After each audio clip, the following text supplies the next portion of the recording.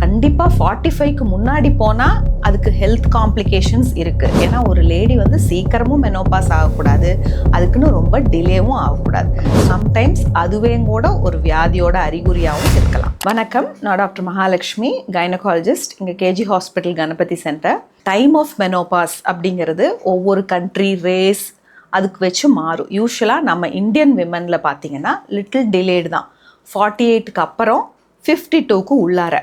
But சில பரம்பரைங்களில் பார்த்தீங்கன்னா 52 to 53 வரைக்குமே கொஞ்சம் சில ஃபேமிலிஸில் அது லிட்டில் டிலேவும் ஆகும், சில ஃபேமிலிஸில் லிட்டில் ஏர்லியாகவும் நடக்கும். பட் கண்டிப்பாக 45க்கு முன்னாடி போனால் அதுக்கு ஹெல்த் காம்ப்ளிகேஷன்ஸ் இருக்குது. ஏன்னா ஒரு லேடி வந்து சீக்கிரமும் மெனோபாஸ் ஆகக்கூடாது, அதுக்குன்னு ரொம்ப டிலேவும் ஆகக்கூடாது. ஸோ ஆவரேஜ் அப்படின்னு பார்த்தீங்கன்னா 47 to 52. For some ladies it is 53.